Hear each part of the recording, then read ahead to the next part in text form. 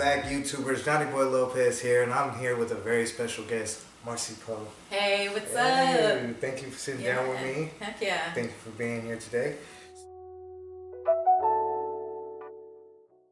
I'm from Merced, California, born and raised.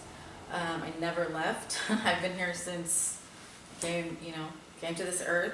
And you know what?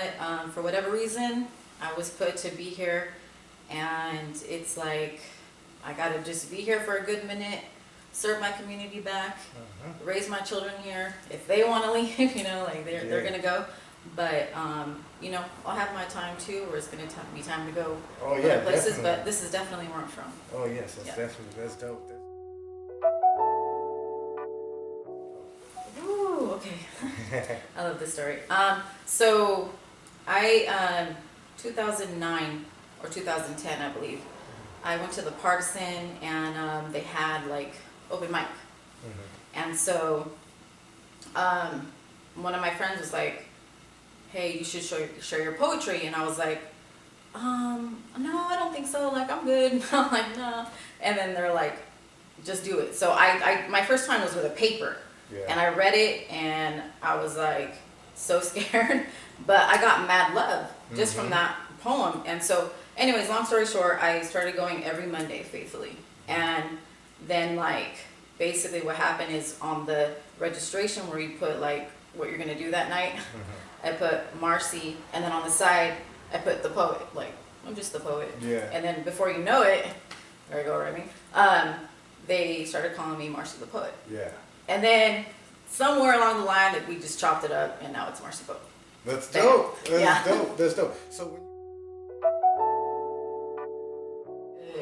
So I would give like, that's advice I give people, and like especially young people who are shy and stuff. I'm like, yo, I promise you, once you do this one thing that you want to share in front of people, as soon as you do it that one first time, it's done. You're addicted. Yeah, you know definitely. So, I mean, you've even given me an opportunity in my early career where I came out to one of your open mics, and you let me rock. That's right. And that right there, like those things is exactly what a young artist needs. Those type of platforms to and then like just like you said, you get the people that are there, they start showing you love.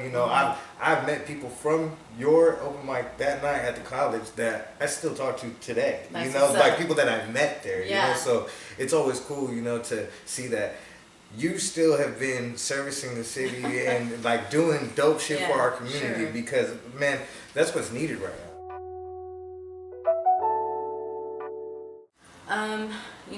I was blessed with the opportunity to work with kids in the last almost 2 years, and it was my first time.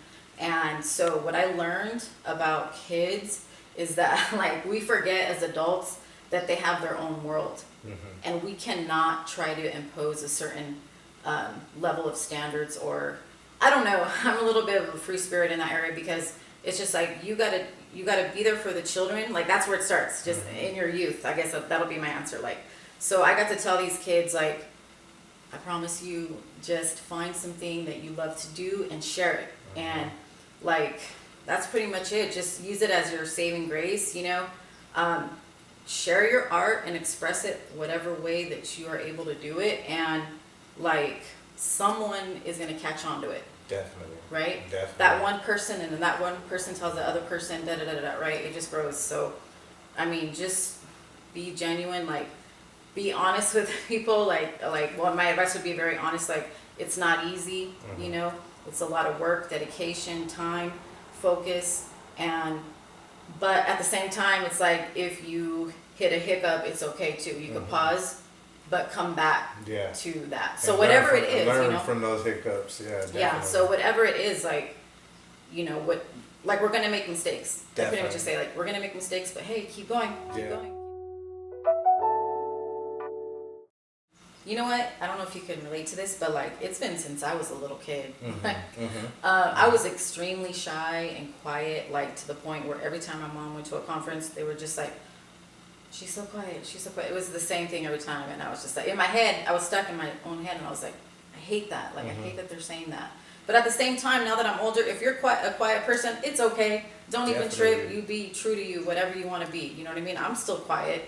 I have a quiet soul. But anyways, so when I was younger, I was really quiet and shy, and I just started writing, like, and I would write little songs to my cat, you know, whatever it was, to the sky, you know, and then all of a sudden, I started writing little, like, tiny poems for people, like adults that were family members or friends, and if they were going through something, I would, like, share my emotions about it and, like, show them that I love them, that I'm there for them, and then I would give it to them, and they would be, like, crying and stuff. That's as awesome, adults. though. That's awesome, like, though. Especially as a child. Yeah. You know, to have that gift to actually put your words down on paper and it actually come across. You know, that's hard. You know, especially one of the things that I was taught was, like, it's very hard to take something that's in your mind and actually produce it in real life, real form. Right. So for you to be able to do that since a kid, you know, that's pretty dope. Yeah. That shows a true testament to how much you love your craft. For sure.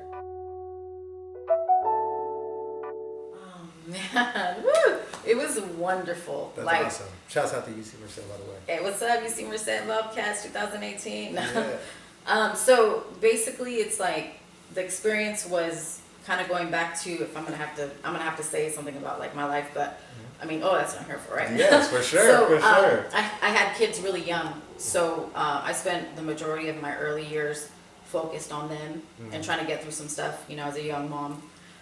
So I didn't get to do certain things, like go back to school and, you know, so as, like, during my time there, I was kind of, like, not all the way through, like, I wasn't acting crazy, but I mean, I kind of relived something that I had not lost, but that was postponed. It felt good. That's awesome. Felt really, really That's good, awesome. You know, because a lot of people, they have aspirations to do stuff like that and they don't get the opportunity to. So the fact that you put yourself in a position to be able to do that, that's amazing. Because, you know, like, I think everyone at some point has goals to want to pursue a further academia, you know, journey. And whether they do it or not, you know, it is pretty admirable that you were able to see it through. You graduated, you know, that is something that I feel like should be championed in the public, you know, because we need more people that are scholars and people that, you know, have really, you know, studied, not just, it's not just what you study at school, but you guys are going through a real life experience. Yeah, for and sure. those experiences can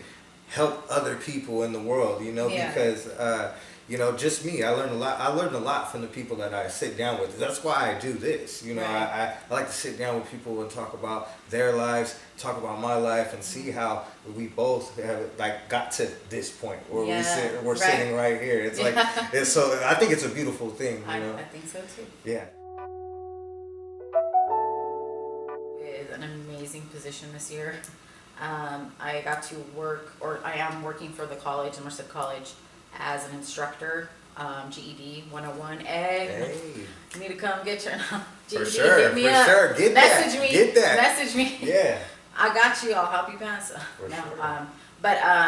So I get to do that. However, the surprise was that all of my class is mainly Spanish speaking, so I'm teaching the class in Spanish. So I got to step in my game with my Spanish that I had left a long time ago somewhere. And so now it's actually helping me learn how to speak Spanish much better, or actually not learn, but kind of like refresh. Yeah. You know what I mean? It's just like sharpening those skills again. Yeah. You know? And so we're like teaching each other. You know, they kind of help me with my Spanish sometimes, and you know, I'm instructing them obviously, but it's just like, again, like that full circle thing. That's my theme for this, like the full circle. Like I came back around, like all of that. You know, whatever you're doing to dedicate yourself to something is going to take a lot of sleepless nights, stress, coffee,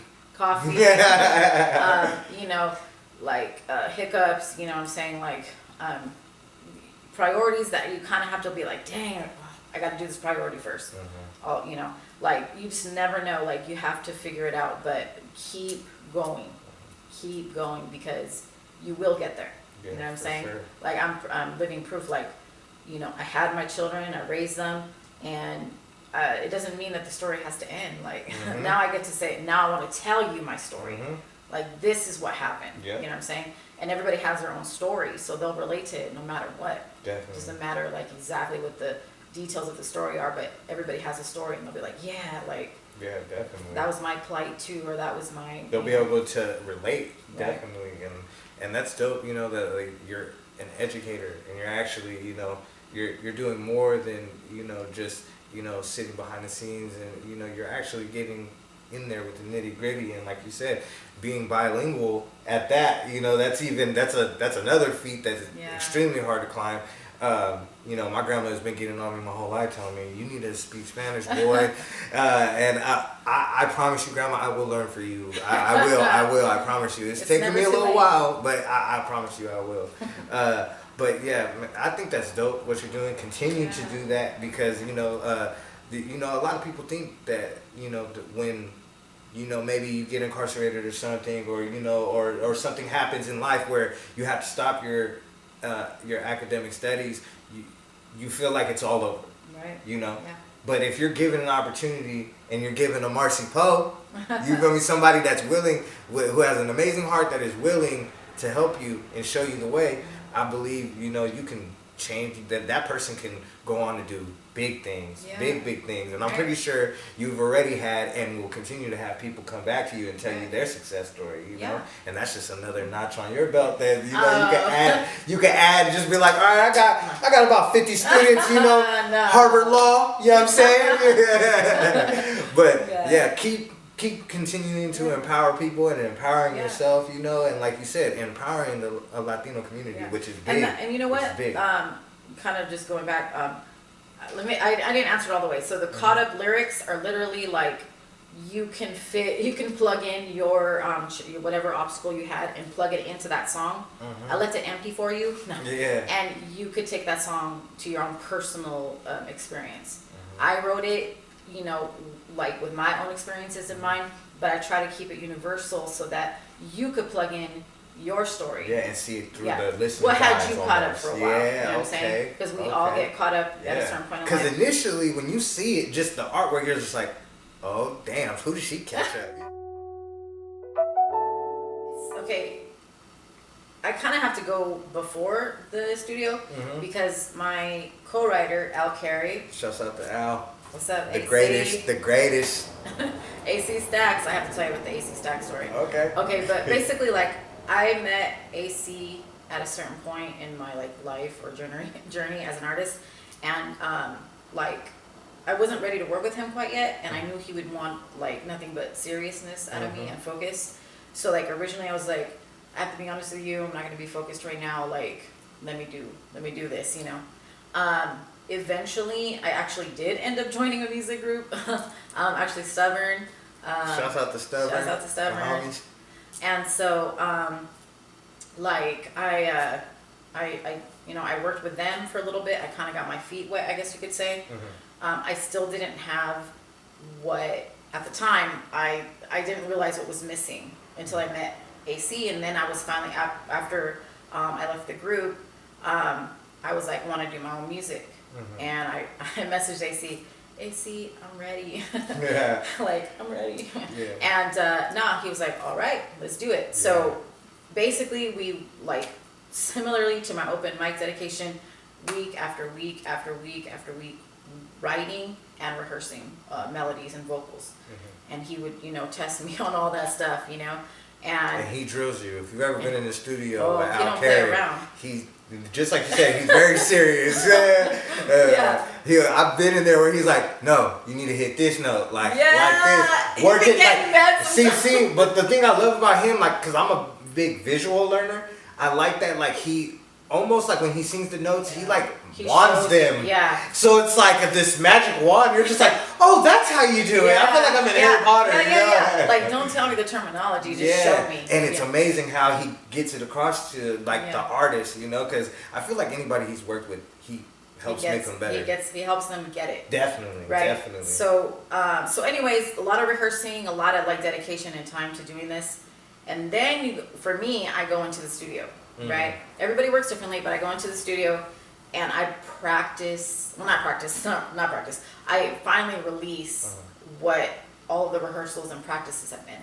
and I'm on a timed, like, well, I'm working with AC, so everything's kind of like, we're going to do this first, you know, but in a good way, because he knows how to layer these pieces, because he was at one time signed with Atlantic Records. Yes. And Yes. in the 70s. He has an amazing story, by the way. So, you know, he's somebody that I look up to. So, you know, basically, like, that's how I've been doing it.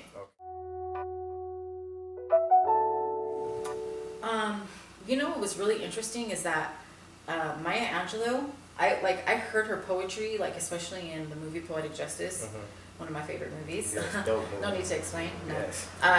Like her, I don't know if I guess she might have had a influence on me, because when I wrote this poem called Pretty Girl, I don't know if you remember it, someone told me later one time, they're like, kind of reminds me of when Maya Angelou's. Definitely.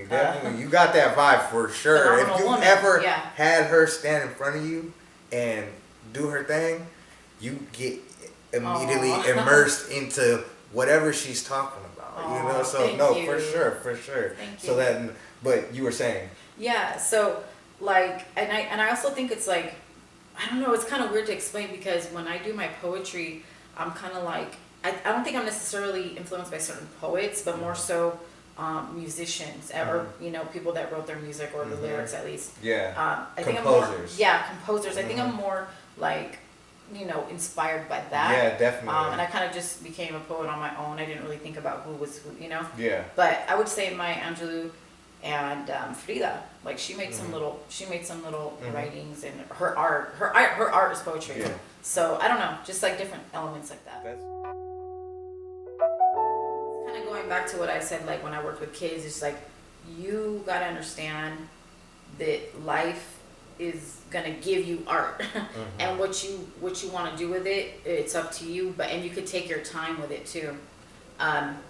If you have the opportunity to start sharing your art at a young age, go ahead and do it at your pace. You know what I mean? Yeah. Do it at your pace, but share it at some point in one way or another. And I promise you, that release that you feel the first time that you do something, you know, it feels so good. Yeah. And then, like I was telling you about that full circle thing earlier. When I was working with kids, I got to show them my spoken word and my hip hop, and they found me on YouTube. I'm like, oh my god. Oh yeah. Oh, they're quick with that. They're quick. They'll find it. You can't say whatever your name is, because they'll instantly go find it. And then, like, sometimes you're so busy, and they're like, Miss Martinez, or well, they already know my last name, so they'll say, Miss Martinez, what's your first name? And I'd be like, oh, it's Marcy or Maricela. And then later on, I'm like, those kids, like, they're gonna find me. And they did. So they found like music videos with that when I was with Stubborn. They found some poetry stuff. That's awesome, though. And they just, oh my god, they love it. Yeah. And so I got to share poetry with them too. And to me, it was like that full circle. I was the little kid, the little shy girl. All I did was write poetry and you know, wishing somebody would come like this, you know, in front of, So, you know, it feels good. That's to be able to get I don't know about you, but I don't even, like, yes, you do know this, like, people that have come from, like, bigger cities to perform here, they always give compliments to the hip-hop community here. Oh, yeah. They're like, y'all are real hip-hop lovers. Yeah. You know what I'm saying? And it makes sense, because, like, we had to make something out of nothing. And that's kind of like, that's the biggest component of hip hop. That's what it's about. You know what I'm saying? And so we do have a disenfranchised community. We do have an oppressed part of our community. And so we, you know, saying how, like, found hip hop, and we just like, oh, this feels so good, you know. And then when we get to share it, it's a lifeline. Yeah, it is. You know It really is. And you know what? It's been a really great, like I said, lifeline. And raising my sons by myself, 3 young Chicanos, you know what I'm saying, in my community, you kind of are dealing with more like menaces to the society, you know what I'm saying? Definitely. You know, as anybody of, you know, our black community, our Chicano community, like they definitely have more of a threat in terms of every area, right? Yeah, as soon as you walk out that door. Right, as soon as you walk out that door. And so I feel like, you know, music and writing and all of that, like, they kind of saw me use that as my saving grace, Mm-hmm. and I was able to be there for my children, you know what I'm saying, as much as I could. Not perfectly, but you know, like I was there for, like I am there for Yeah, them still 100%. to this day, Yeah. definitely. And so like it's just that's just basically what it's been, like a lifeline, you know what I mean? Yeah. And yeah. We're gonna wrap up. Tell them again where they can find you on social media. So find me on Instagram at Marcy Poe. Actually, I do have an artist page now too. I've been editing it. Hey. Marcy Poe. But y'all can find my latest single, Caught Up, on Spotify, Google Play, all of them. All the DSPs, all that. All of that. Yeah. You know, just hit play, give me your feedback, you know what I'm saying? Show me some love. This music is for us. Like, this isn't just like, oh, I made the songs, you know, this is for like my gift. Like, I am so happy to be a part of this community, and I want to show everybody like we could do it. We're talented, we're intelligent, and let's rise above. Like, let's do it. Yeah, no. And I know that they're excited. I'm excited to hear what you got in store for the rest of 2020. So we're gonna be sitting here waiting, listening. So thank you again for coming. Yes, thank you. Johni Boi Lopez, Marcy Poe. This is the Indie Experiment.